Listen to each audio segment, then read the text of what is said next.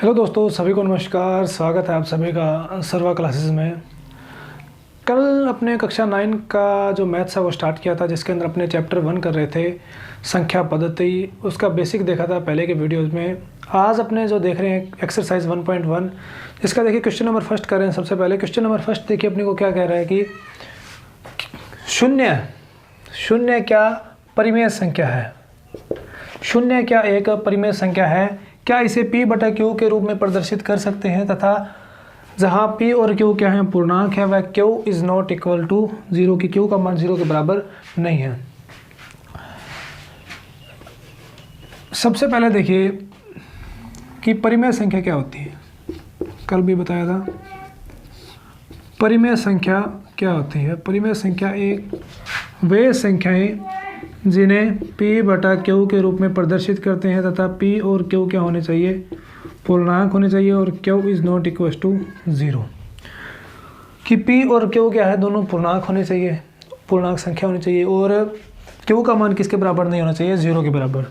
तो सबसे पहले अपने जो पूर्णांक वाला सेट देखा था, वो सेट क्या था, पूर्णांक जिसको z और i से प्रदर्शित कर रहे थे। ये सेट था अपने माइनस वाला, पहले -3 -2 -1 0 1 2 3 ऐसे करके ये अनंत तक, इधर भी अनंत तक। ये सेट कौन सा था, पूर्णांक वाला। तो अपने को सबसे पहले क्वेश्चन क्या है कि 0 को बताना है कि क्या एक परिमेय संख्या है। तो 0 को देखिए क्या लिख सकते हैं अपने, 0 को 0 बटा 1 भी लिख सकते हैं, क्योंकि ये सारी संख्याएं इनके अपॉन में क्या है, 1 है। कोई भी संख्या होती है उसके बटा में क्या होता है, हमेशा 1 होता है। तो 0 के बटा में भी 1 होगा। तो देखिए पहली परिमेय संख्या सिद्ध होने के लिए पहली शर्त क्या है कि p और q, p बटा q क्या होनी चाहिए, पूर्णांक, तथा p बटा q देखिए 0 बटा 1 है। एक तो अपने पास 0 है और दूसरा क्या है, 1। ये देखिए पूर्णांक वाले सेट के अंदर आ रहे हैं क्या, 0 तो ये रहा, 1 ये रहा। तो 0 और 1 क्या है, पूर्णांक है। पहली कंडीशन सेटिस्फाई हो गई। और दूसरी कंडीशन क्या है, q is not equals to 0 की जो आधार हर वाली संख्या है वो 0 नहीं होनी चाहिए। यहाँ पर क्या है, हर वाली संख्या 1 है, 0 तो नहीं है। इस कारण लिख देंगे कि 0 और 1 पूर्णांक हैं, 0 व 1 पूर्णांक है, तथा 1 इज़ नॉट इक्वल्स टू 0 अर्थात q का मान 1 के बराबर नहीं है। इस कारण 0 क्या होगा, एक परिमेय संख्या होगी। 0 एक परिमेय संख्या है। अपने यहाँ तक आंसर दे दिया कि क्या 0 एक परिमेय संख्या है, तो बता दिया कि हाँ 0 एक क्या है, एक परिमेय संख्या है। अब क्या है, इसे p बटा q के रूप में प्रदर्शित कर सकते हैं। तो देखिए p बटा q फॉर्म में क्या हो जाएगा, 0 को अपने क्या लिख सकते हैं, 0 बटा 1। तो ये क्या हो गया, p बटा q फॉर्म में क्या हो गया, प्रदर्शित कर सकते हैं। कि p की जगह तो यहाँ पर क्या हो गया 0 और q की जगह यहाँ पर क्या हो गया 1। ये देखिए p की जगह 0, q की जगह 1। इस कारण p बटा q की फॉर्म में क्या कन्वर्ट हो गया, ये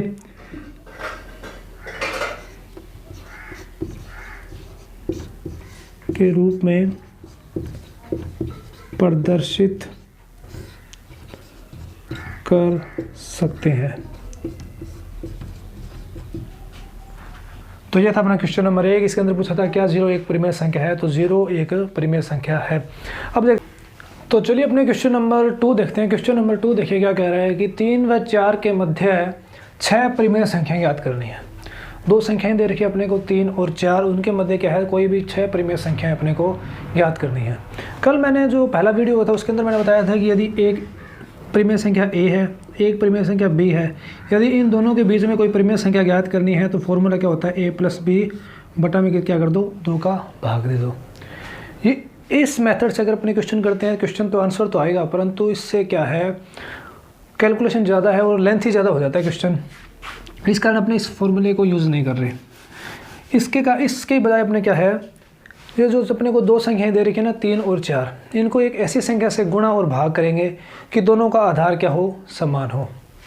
जैसे देखिए 3 व 4 को 8 से गुणा व भाग करने पर। देखिए पहले तीन है, इसको पहले 8 से गुणा करना है और 8 से क्या करना है, भाग करना है। यहाँ पर क्या है, 4 को 8 से गुणा करना है और 8 से क्या करना है, भाग देना है। इसके बटा में 1 है और 3 के बटा में भी क्या है, 1 है। तो देखिए 3 8 24, ये क्या हो गया 24/8, ये क्या हो गया 32/8। तो अब अपने पास जो संख्याएं आ गई वो आ गई 24/8 की 24/8 और एक संख्या आ गई अपने पास 32/8। तो अब अपने पास ये दो संख्याएं आ गई, इनके मध्य अपने क्या परिमेय संख्याएं बिल्कुल इजी तरीके से अपने लिख सकते हैं। तो 24/8 के बाद में क्या आता है 25/8, ये एक परिमेय संख्या होगी। फिर 26/8, ये एक परिमेय संख्या होगी। 27/8, ये एक परिमेय संख्या होगी। 29/8, ये अगली परिमेय संख्या। 30/8, ये अगली परिमेय संख्या। 31/8, फिर ये 32/8 पड़ा अपने पास दोस्त। देखिए 1 2 3 4 5 6 परिमेय संख्या अपने क्या है इसके अंदर ज्ञात कर दी अपने। तो इस तरीके से अपने क्या है अंश और हर के अंदर क्या है एक सेम, परंतु अपने को ध्यान क्या रखना है कि यहाँ पर देखिए इसके हर में क्या है 8 है, इसके हर में क्या होना चाहिए 8 होना चाहिए। ऐसी संख्या से गुणा भाग करेंगे कि दोनों का हर क्या है बराबर हो। फिर अपने क्या है उनके मध्य, जैसे यहाँ पर 24 आ गया तो 24 के बाद 25/8, 26/8 ऐसे आ गया, 27/8 ऐसे करके 32/8 तक अपने बीच में संख्याएं लिख देंगे। इससे ज़्यादा बाई चांस मान ले कि अपने को कह दे कि 8 परिमेय संख्या याद करो, 9 परिमेय संख्या याद करो, फिर अपने 8 की बजाय 10 से 11 से 12 से बड़ी संख्या से गुणा भाग करते जाएंगे तो अपना क्या है आंसर आ जाएगा। तो ये था अपना क्वेश्चन नंबर 2। और क्वेश्चन नंबर 3 देखिए अपने को क्या कह रहा है। क्वेश्चन नंबर 3 के अंदर देखिए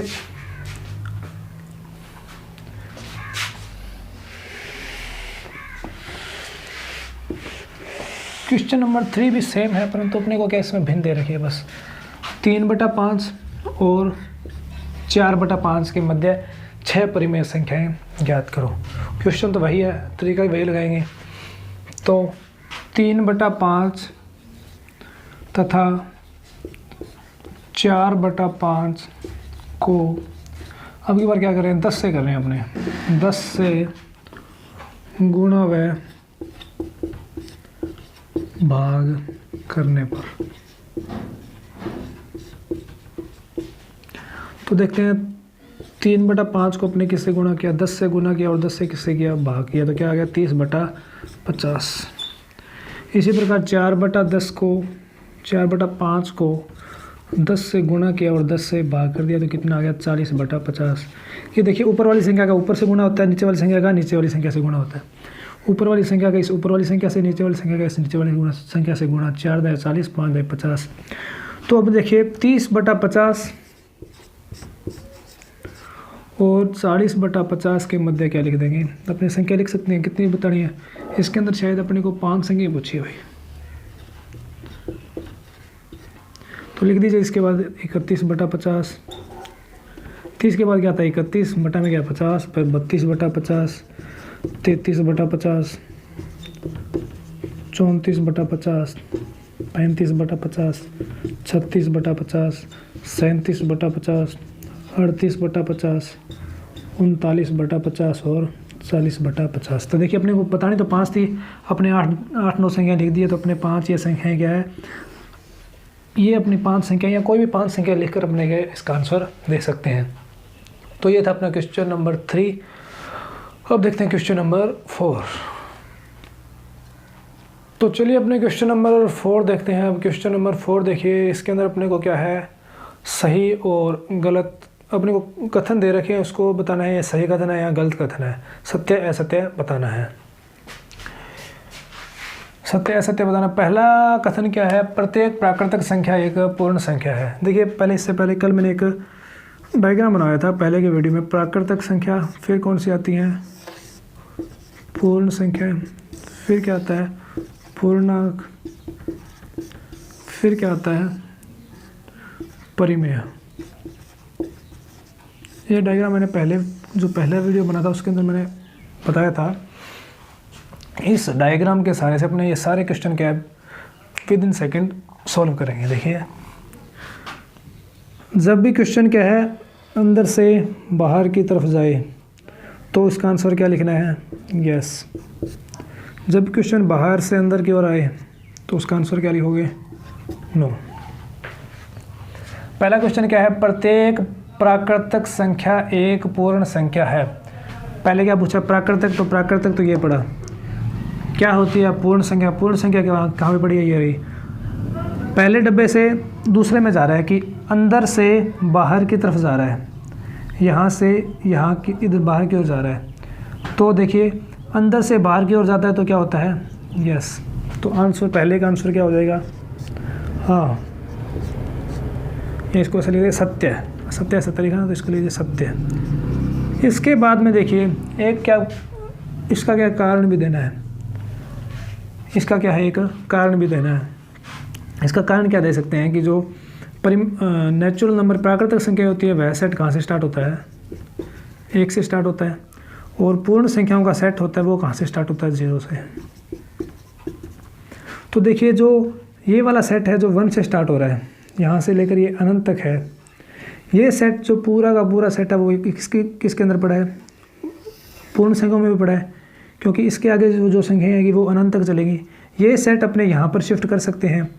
तो इसके अंदर क्या है? एक अंक ज़्यादा है 0, परंतु ये जो सारी संख्याएं हैं वो क्या है?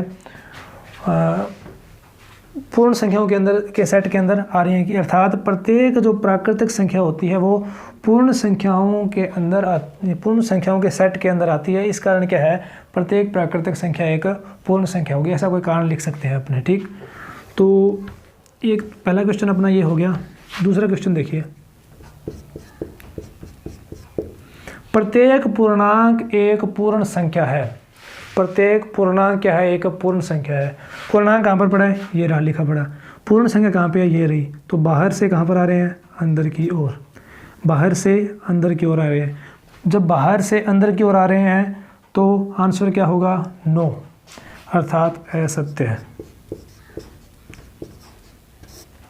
इसका रीज़न देखिए क्या है।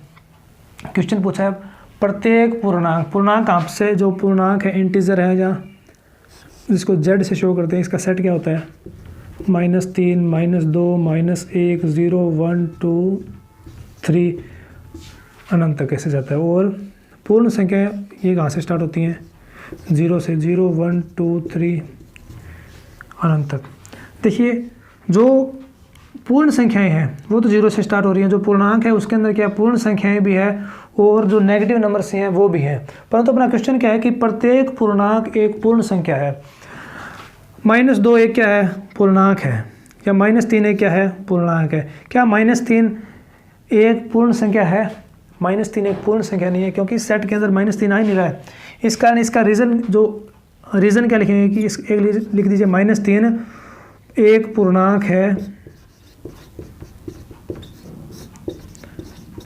न कि एक पूर्ण संख्या।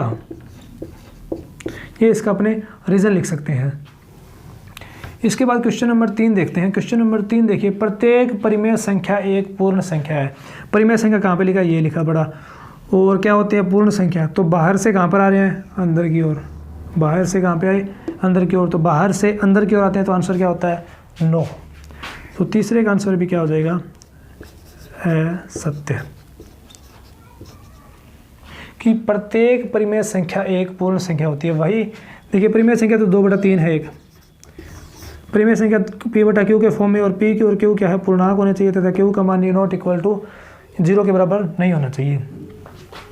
तो जो पूर्णांक का जो पूर्ण का संख्याओं का सेट है वो कहाँ से स्टार्ट होता है? 0, 1, 2, 3 ये वाली संख्या आती है। 2/3 इसके अंदर कहीं भी दिखता है क्या? पूर्ण संख्याओं के सेट के अंदर 2/3 अपने को नहीं दिखता। तो इसका रीज़न लिख सकते हैं 2/3 एक